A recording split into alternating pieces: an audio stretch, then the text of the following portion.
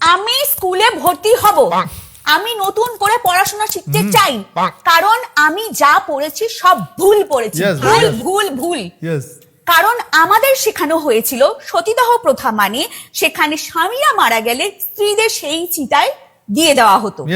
তার সঙ্গেই কিন্তু আমাদের বাংলার আইকনিক আমাদের যুবরাজ আমাদের আজকে বলে দিয়েছেন যে স্ত্রীরা মারা গেলে সেই চিতাদের স্বামীদের ঝাঁপিয়ে পড়তে হতো। এটা কি বলে? সতী না, সতীদাহ প্রথা না, পতিদাহ প্রথা ছিল ওটা। আর সেই জন্য আমি ওটাকে খুঁটিয়ে পড়তে চাই। ভুলভাল তো শিখলে হবে না বাবা, সেই জন্য আমি স্কুলে ভর্তি হতে চাই। ক্লিপটা দেখুন। রামমোহন রায় যদি আজকে না থাকতো, আমার মা বা আপনার মা যদি মারা যেত, সেই চিতায় ঝলসে পুড়ে আমার বাবা বা আপনার বাবাকে মৃত্যু বরণ করতে হতো। সতীদাহ প্রথা রোধ করেছিল একজন বাঙালি। সতীদাহ প্রথা নয়, পতিদাহ প্রথা ছিল। আমরা জানতাম, আমাদের কিচ্ছু পড়ানো হয়নি সঠিক, সব ভুল পড়িয়েছে গাইজ, সব ভুল পড়ানো হয়েছে আমাদের, কিচ্ছু জানি না। আজ জানতে পারলাম গাইজ, আজকে জানতে পারলাম ওটা ছিল পতিদাহ প্রথা।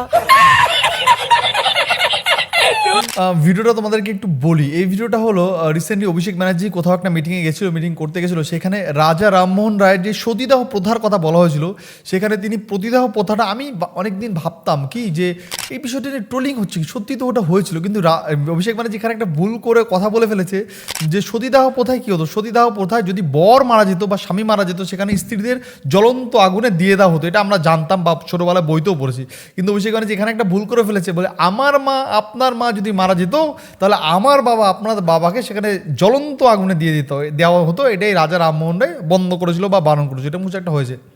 এই বিষয়টা নিয়ে সোশ্যাল মিডিয়ায় যা ঝড় হয়েছে, ট্রোলিং হয়েছে, এই ভিডিওটাই কিন্তু শেষ না। এরকম আমি আরও ভিডিও দেখাবো, যেসব ভিডিও দেখার পর তোমরা বুঝতে পারবে যে বাংলায় অভিষেক ব্যানার্জিকে নিয়ে কি ট্রোলিং হয়েছে, কত পরিমাণে ট্রোলিং হয়েছে। এখানেই শেষ না, এখানে আমি এই ভিডিওর কিছু কমেন্ট বক্স তোমাদেরকে পড়ে দেখাই। একটু কমেন্ট বক্স তোমরা দেখো, কয়েকটা কমেন্ট বক্স দেখি বাংলা মানুষ কী বলছে। সত্যি আমরা ভুল পড়েছি, আমরাও পড়তে চাই। মানে আগে যেটা পড়েছিলাম আমরা ছোটোবেলায় সতীদাহ প্রথাকে নিয়ে যেসব বিষয়গুলো পড়েছিলাম, সেগুলো সত্যি আমরা ভুল পড়েছিলাম। না হলে আজকে অভিষেক ব্যানার্জি প্রকাশ্যে একটা জননেতা হয়েও, পপুলার জননেতা হয়ে প্রকাশ্যে কীভাবে ভুল করে ফেলে ভাই। সতীদাহ প্রথা, যেখানে সতীদাহ প্রথা তিনি বলছে, সেখানে সতীদাহ প্রথা তিনি বলার পরেও এখানে বলছে যে একজন একজন বউ যদি মারা যায় সেখানে বরদেরকে পড়তে হবে, মানে বরদেরকে আগুনের মধ্যে ফেলে দেওয়া হবে। তাহলে এটা সতীদাহ প্রথা হলো কোত্থেকে? এটা তো পতিদাহ প্রথা হয়ে গেল, ঠিক আছে? তো সেইখান থেকে এসেই সতীদাহ থেকে প্রতিদাহ। আমি প্রতিদাহ প্রথাটা কিন্তু আমি সবসময় ভাবতাম কি অভিষেক ব্যানার্জি কি সতীদাহ প্রথা না বলে কি প্রতিদাহ প্রথা বলে ফেললো।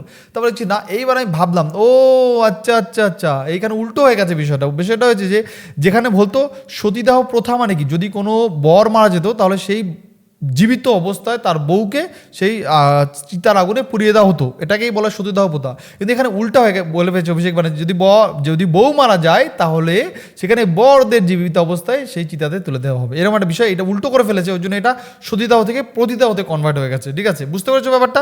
এবার আমি দেখি এবারে আমি দেখি এখানে কমেন্ট কি লিখছে বাংলার মানুষ। এখানে বলছে এইটা হচ্ছে প্রমাণ, শক্ত কথা বলে যে যেমন উনি ভুলভাল বকে তেমন ওনার বংশধর ভুলভাল বকছে। বলছে দিদি তুমি পারো বটে, বলছে কার ভাইপো, দেখতে হবে তো ভাই, ঠিক আছে? এখানে বলছে দিদি তুমি সেরা।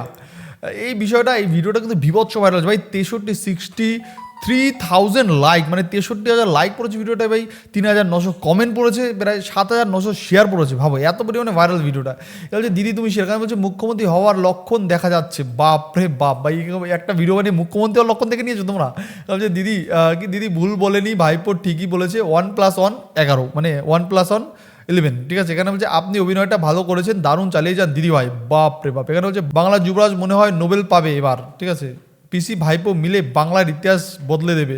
এটা তো একটা দারুণ জিনিস দেখা গেল। যাক আমি নেক্সট ভিডিওটা দেখাই, সতীদাহ প্রথার ভিডিওটা তোমরা দেখলে, এই ভিডিওটা দেখে তোমরা হাসলে। এইবার আমি দেখাবো একটা আন্দোলনকারী গান, যেই গানটা শুনলে তোমাদের একটু শিরা রক্ত সব ধমনী দাঁড়িয়ে যেতে পারে। মানে গানটা শুনলে তোমাদের খুবই ভালো লাগবে, কারণ এই গানটা পপুলার একজন গায়ক, উত্তরবঙ্গের পপুলার একজন গায়ক মনীন্দ্র বর্মন, তারই একটা গান তোমাদেরকে শোনাবো। রিসেন্টলি উনি একটা গান গেছে, গানটাও কিন্তু সোশ্যাল মিডিয়া এখন বিভৎস ভাইরাল হয়েছে, ট্রেন্ড হয়ে গেছে। মানে ইউটিউবে না, এটা হচ্ছে ফেসবুকে, মানে ফেসবুকে একটা গানটা বিরাট ভাইরাল। আমি গানটা তোমাদের একটু দেখাই। এই কয়লা ভাইপোকে নিয়ে একটা গান গেয়েছে, দেখো তোমরা এই গানটা শোনো। জাগো বাংলার জনগণ চাই পরিবর্তন, জাগো বাংলার জনগণ চাই পরিবর্তন। গানটা গেয়েছে হলো বর্তমান তৃণমূল সরকারকে নিয়ে, যে জাগো বাংলার জনগণ চাই পরিবর্তন। আদৌ বাংলার জনগণ জাগবে কি জাগবে না জানি না, সেটা কয়েকদিন পরে ভোট সেটাতেই বোঝা যাবে। আচ্ছা, সত্যি কি বাংলার মানুষ পরিবর্তন চায়? আর আমি এর আগে এই মনিন্দ্র বর্মন এনাকে নিয়ে একটা ভিডিও বানিয়েছিলাম, সেই ভিডিওটা বেশ তোমরা ভালোই সারা শব্দ দিয়েছো, তাই আমি আবার একটা ভিডিও বানিয়ে ফেললাম মনিন্দ্র বর্মনকে নিয়ে। এই ভিডিওটা তোমরা পুরোপুরি কন্টিনিউ করছি, তোমরা দেখো ভিডিও, তারপরে তো আমি কন্টিনিউ করছি, ঠিক আছে? কয়লা ভাইপো চটি পিসির বিদায় গানটার মধ্যে কিন্তু মানে বিভৎস সত্য কথাগুলো তুলে ধরার চেষ্টা করেছে মনিন্দ্র বর্মন। আমাকে ভাই কেউ আবার খারাপ ভেবো না ভাই, যা বাংলায় মানুষ বাংলা যা ঘটছে তাই তুলে ধরেছে এই লোকটা গানটা। দেখো তোমরা, শোনো পুরোপুরি। কয়লা ভাইপো চটি পিসির বিদায় বিসর্জন, বাহ বাহ বাহ। জাগো বাংলার জনগণ চাই পরিবর্তন, জাগো বাংলার জনগণ চাই পরিবর্তন। কয়লা ভাইপো গান পাল্টে ফেলেছে ভাই। পিসির বিদায় বিসর্জন, কয়লা ভাইপো চটি পিসির বিদায় বিসর্জন।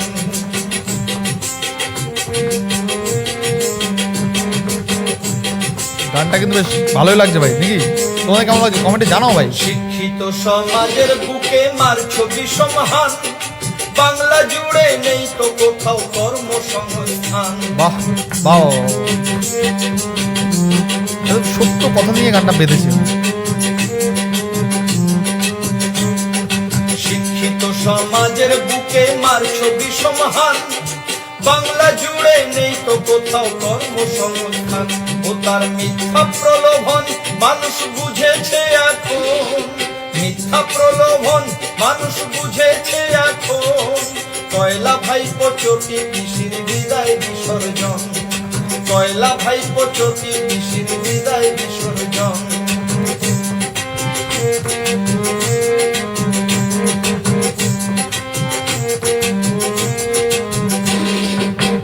ধর্ষক সন্ত্রাসী চোর কাটমানি খোর যারা, পুলিশ তাদের স্যালুট করে, জনগণ দিশেহারা। গানটার মধ্যে পুরো সত্য ঘটনাগুলো তুলে ধরার চেষ্টা করেছে একদম। খুনি ধর্ষক সন্ত্রাসী চোর কাটমানি খোর যারা, পুলিশ তাদের স্যালুট করে, জনগণ দিশেহারা। দুর্নীতি পরায়ণ এ সরকারের চাই পতন, দুর্নীতি পরায়ণ এ সরকারের চাই পতন। কয়লা ভাইপো চটি পিসির বিদায় বিসর্জন, কয়লা ভাইপো চটি পিসির বিদায় বিসর্জন।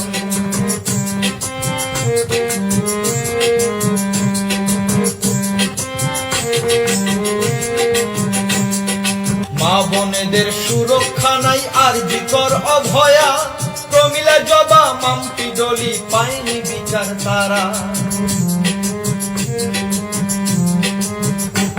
বাহ, গানটা কিন্তু ভাই কেমন লেগেছে সেটা কমেন্টে জানিও ভাই তোমরা।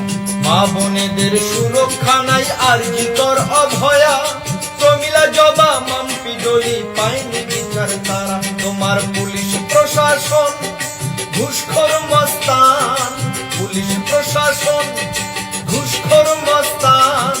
কয়লা ভাইপো চটি পিসির বিদায় বিসর্জন, কয়লা ভাইপো চটি পিসির বিদায় বিসর্জন। জাগো বাংলার জনগণ চাই পরিবর্তন, জাগো বাংলার জনগণ চাই পরিবর্তন। কয়লা ভাইপো চটি পিসির বিদায় বিসর্জন, কয়লা ভাইপো চটি পিসির বিদায় বিসর্জন, কয়লা ভাইপো চটি পিসির বিদায় বিসর্জন, কয়লা ভাইপো চটি পিসির বিদায় বিসর্জন, কয়লা ভাইপো চটি পিসির বিদায় বিসর্জন। কেমন শুনলে বলো গানটা? গানটা কিন্তু এখন বিভৎস ভাইরাল ভাই। 1.3 মিলিয়ন ভিউজ, প্রায় ৭১,০০০ লাইক ভাই, ভাবো ৩,০০০ মতন কমেন্ট, ১০,০০০ শেয়ার। গানটা কিন্তু এখন বর্তমান সময় সোশ্যাল মিডিয়ায় ভাইরাল। তবে এই মনিন্দ্র বর্মন যিনি আছেন, ইনি কিন্তু এখন সোশ্যাল মিডিয়ায় মাঝে মাঝে এই প্রতিবাদী গান বাঁধেন। ইনি কিন্তু ওনার বাড়ি হলো উত্তরবঙ্গে, আই থিঙ্ক উত্তরবঙ্গে বাড়ি। বাট ওনার যে প্রতিবাদী যে গানগুলো উনি বাঁধেন, সেই গানগুলো কিন্তু বাংলায় বিভৎস পরিমাণে ভাইরাল হয়। বিভৎস পরিমাণে ওনার গানগুলো বাংলার মতন জায়গায় কিন্তু ভাইরাল হয়। নিশ্চয়ই তোমরা জানো যে ওনার গানগুলো বাংলায় কী পরিমাণে ভাইরাল হয়। তাই আমি বলি যে 26-এ কি আদৌ মানুষ বুঝবে? 26-এ কি আদৌ মানুষ বোঝার মতন আছে? আমার কিন্তু মনে হয় না। আমার মনে হয় না যেই বর্তমান সময় ভাতাতে যেসব লাইন দেখছি, বর্তমান সময় ভাতাতে যা লাইন দেখছি আমি, মানে তোমার এই যে 1500 টাকা ইয়ং মানে যুবক ভাতা যেটাকে বলে, মানে বেকার ভাতা যেটাকে বলে, তো ভাতাতে যা লাইন দিচ্ছে আমি মাঝখানে ভেবেছিলাম হয়তো একটু উল্টোপাল্টা হতে পারে, বাট এই যে ভাতা আসে যাওয়ার পর একজন তৃণমূল নেতা বলছে যে দেখো যা আমাদের ভোটটা একটু ইয়ং ছেলেদের কাছে সরে গেছিলো ওটা কিন্তু এখন আমাদের চলে এসছে। কেন এসছে? হ্যাঁ, তেরেঙ্গা গুটকা খাওয়ার টাকাটা তো দিদি ব্যবস্থা করে দিয়েছে, হ্যাঁ, তাই ভোটটা আবার আমাদের রিটার্ন চলে এসছে। ভাবো এদের ভাবনা চিন্তা কোন মেন্টালিটি। এরা তেরেঙ্গা গুটকা খাওয়ার টাকাটা জোর করে দিয়েছে, এখন ভাতা দরকার, ভাতা এসে গেছে, ওই জন্য এখন ভোট ওরা পেয়ে যাবে। তাই আমি বলি 26-এ বাংলার মানুষ আমার মনে হয় অভয়া, মালদা, মুর্শিদাবাদ, শামশেরগঞ্জ, এই টোটাল পুরো ওয়েস্ট বেঙ্গলের কথা ভেবে বেকার ছেলে, কাজে যারা কাজ পাচ্ছে না, বাংলায় যারা একদমই শিক্ষিত বেকার হয়ে আছে, শিক্ষিতরা বেকার হয়ে গেছে, হয়ে অশিক্ষিতরা মার্সিডিজ গাড়ি চড়ে বেড়াচ্ছে, মানে অশিক্ষিত নামও ঠিকঠাকভাবে লিখতে পারে না, ওদিকে সে নিতা ওদিকে সে নিতা হয়ে গেছে, বুঝতে পারছো? তো যাই হোক, এটা বাংলা মানুষের বোঝা উচিত। তো বাংলা মানুষ কী করবে সেটা বাংলার মানুষের উপর ডিপেন্ড পুরোপুরি। তো তোমরা জানাবে যে তোমাদের যেই বক্তব্য, তোমাদের যে মতামত, অবশ্যই তোমরা তোমাদের মূল্যবান বক্তব্য কমেন্টে জানাও। নেক্সট আবার দেখা হচ্ছে অন্য কোনো ভিডিও, অন্য কোনো পর্ব। তবে আমার একটাই কথা, লাস্ট যাওয়ার আগে একটা কথাই বলি, যে ভোট দেওয়ার আগে একটু ভেবেচিন্তে দিও। সেটা তুমি তৃণমূলে দিতে পারো, বিজেপিতে দিতে পারো, কংগ্রেসে দিতে পারো, যেখানে মন চায় তুমি সেখানেই দিতে পারো। বাট এই বাটনটা টেপার আগে একবার 10বার ভেবে বাটনটা টিপো। বাটনটা টেপার আগে রাজ্যের মানুষের কথা ভেবে টিপো। বাটনটা টেপার আগে একবারের জন্য জানি ভাতার কথা ভেবে বাটনটা টিপে দিও না, তাহলে কিন্তু এই ভাতাতেই আমাদের জীবন ফুল স্টপ হয়ে থাকবে, আমাদের জীবন আর আগাবে না। মানে একটা কথা ভাবো, কি তুমি ভাবো যে মানে ভাবতে পারো যে আমার কিছু যায় আসে না, তোমার কি না, তোমার এই কি ভাবার জন্য রাজ্যের সব লোকেরই যায় আসে। তাই আমার মনে হয় সবারই রাজ্যের প্রত্যেকটা লোকের ভাবা উচিত যে আজকে রাজ্যের কথা ভাবা উচিত, সবসময় ভাতার কথা ভাবলে হবে না। আমার যেটা মনে হয় যে ভাতা দিচ্ছে সরকার, ভাতা নিয়ে নাও তোমরা। রাজ্যের কথা যদি একবার ভাবো, হসপিটালগুলোর কথা যদি একবার ভাবো, শিক্ষার কথা যদি একবার ভাবো, চাকরির কথা যদি একবার ভাবো, কর্মসংস্থানের কথা যদি একবার ভাবো, এই টোটাল বিষয়টা ভেবেই আমার মনে হয় ভোটটা দেওয়া উচিত। সে তুমি যেখানে মন চায় তুমি দাও, জাহান্নামেও দিতে পারো, বাট ভেবে চিন্তে দেওয়া উচিত। তো জানাবে তোমাদের কি মতামত, অবশ্যই তোমরা তোমাদের মূল্যবান মতামত কমেন্টে জানাও। নেক্সট আবার দেখা হচ্ছে অন্য কোনো ভিডিও, অন্য কোনো পর্ব। আজকে এখানে শেষ করছি। বাই বাই বন্ধুরা, ভালো থেকো, সাবধানে থেকো, সেফ থেকো।